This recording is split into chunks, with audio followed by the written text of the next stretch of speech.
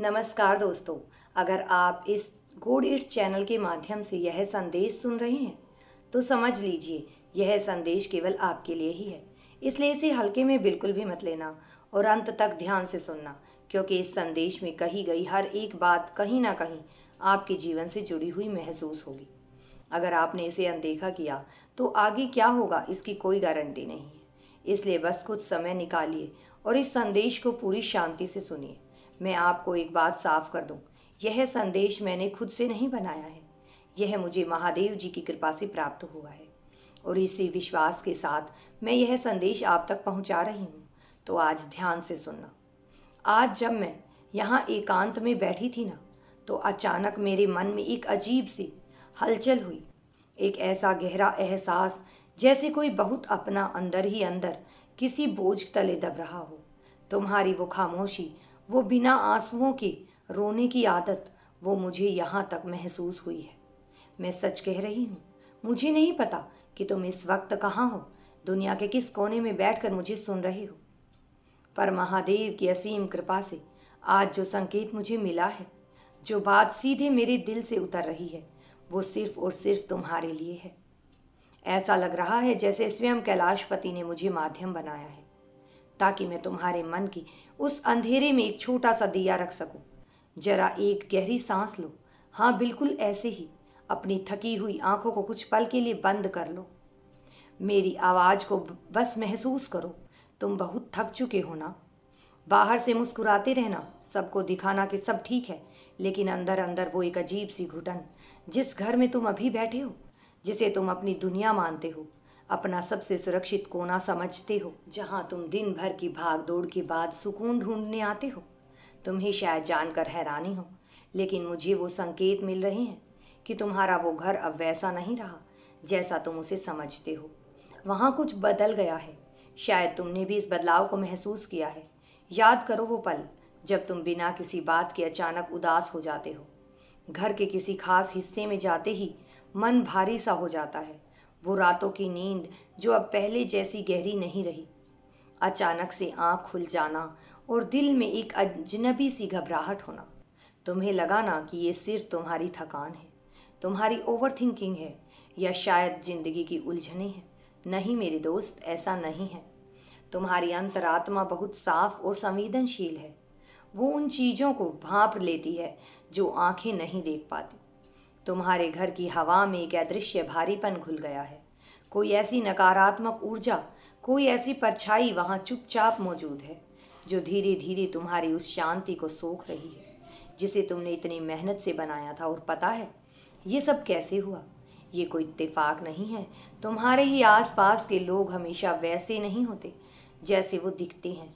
एक ऐसी महिला, हाँ, एक महिला जिस पर तुमने बहुत सहजता से विश्वास किया था, जो बिना किसी रोक टोक के तुम्हारे आसपास रही, तुम्हारे घर के उस पवित्र माहौल में आई गई। तुम्हारे सामने तो उसने बहुत मीठी बातें की, मुस्कुरा कर मिली, लेकिन जब दरवाजे बंद हुए तो उसके इरादे बिल्कुल अलग थे। उसके मन की ईर्ष्या, उसकी वो नकारात्मक सोच, उसने अनजाने में या जानबूझकर तुम्हारे उस एकांत में, तुम्हारी उस सुरक्षित जगह पर छोड़ दी है। उसने कुछ ऐसी ऊर्जाओं को वहां आमंत्रित कर दिया है जिनका तुम्हारे जीवन में कोई काम नहीं था।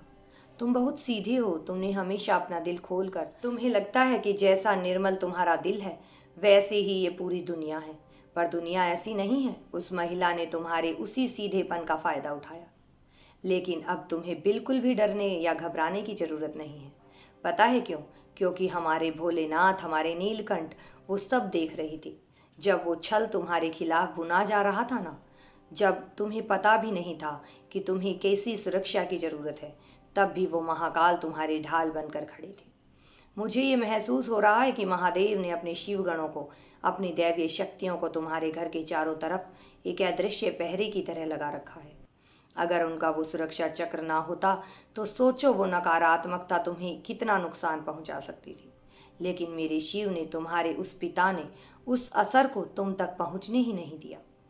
तुमने जो वो एकांत में रोते हुए उन्हें याद किया था ना, तुम्हारी वो खामोश पुकार जो तुमने शायद कभी शब्दों में नहीं कही, लेकिन तुम्हारे टूटे हुए दिल से हर रात निकली थी, वो पुकार सीधे कैलाश के शिखर तक पहुंची है। महादेव ने तुम्हारी उस पुकार को सुन लिया है। उन्होंने वो सारा विष, वो सारी पीड़ा जो तुम्हें दी जा रही थी, उसे अपने कंठ में वैसे ही रोक लिया जैसे उन्हें ब्रह्मांड को बचाने के लिए हलाहल विष पिया था। ये जो एहसास मुझे आज हो रहा है और मैं जो तुमसे कह रही हूँ, ये महादेव का ही तरीका है तुम्हारी आंखों से वो अज्ञानता की पट्टी खोलने का। वो चाहते हैं कि तुम अब जागो। तुम शिव के अंश हो, तुम कमजोर नहीं हो। अगर हाल ही में तुम्हारे कुछ रिश्ते टूट रहे हैं, अगर कुछ लोग अचानक तुमसे दूर हो रहे हैं, तो उनके जाने का अफसोस मत करना, उनके लिए रोना मत, क्योंकि वो दूरियां तुम नहीं बना रहे, वो खुद महादेव बना रहे हैं। वो तुम्हारे जीवन से उन सभी चेहरों को हटा रहे हैं जिनके दिल में तुम्हारे लिए कोई सच्चाई नहीं है। वो तुम्हें ये सिखा रहे हैं कि असल में तुम्हारा अपना कौन है और कौन सिर्फ एक मुखौटा पहने हुए है। अब तुम्हें एक काम करना है, बहुत ही शांत मन से, बिना किसी क्रोध के, तुम्हें अपने इस घर को, अपने इस स्पेस को वापस लेना है, अपना अधिकार जताना है। तुम्हें कहीं बाहर जाने की ज़रूरत नहीं है। बस कल सुबह उठना और आज रात की अपने घर के बीचों बीच खड़े होना, गहरी सांस लेना और उस एक नाम का उच्चारण करना जिसमें पूरे ब्रह्मांड की ऊर्जा समाई है। ओम नमः शिवाय। बस इस नाम की गूंज को अपने घर की हर दीवार में, हर कोने में महसूस होने देना।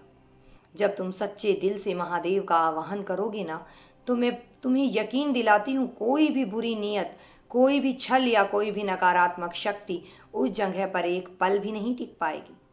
शिव के नाम का वो तेज, वो प्रकाश तुम्हारे घर के सारे जालों को, सारी अदृश्य परछाइयों को भस्म कर देगा। तुम महसूस करोगे अचानक से भारीपन गायब हो गया है। घर की हवा एकदम हल्की और साफ लगने लगेगी। तुम्हें ऐसी गहरी और सुकून भरी नींद आएगी जैसे शायद तुम्हें महीनों से नहीं आई है। विश्वास करो, मैं तुम्हारे किसी बुरे समय का अंत नहीं, बल्कि ये तो शुरुआत है। ये एक ऐसी शुद्धि है जो तुम्हारे उन रास्तों को खोलने वाली है जो बेवजह बंद पड़े थे। जो रुकावटें तुम्हें समझ नहीं आ रही थी, वो अब दूर होने वाली है। महादेव तुम्हारे लिए वो दरवाजा खोल रहे हैं जिन्हें दुनिया की कोई ताकत, कोई भी ईर्ष्या बंद नहीं कर सकती। तुम बस अपना ये भोलापन, अपना ये निर्मल हृदय कभी मत बदलना। तुम्हारे साथ स्वयं वो महाकाल है। अब एक लंबी सांस लो और उस सारी घबराहट को बाहर निकाल दो। तुम बिल्कुल सुरक्षित हो। तुम्हारे घर के हर कोने में, तुम्हारे हर कदम पर शिव की करुणा है। सब कुछ बहुत जल्दी बहुत खूबसूरत होने वाला है।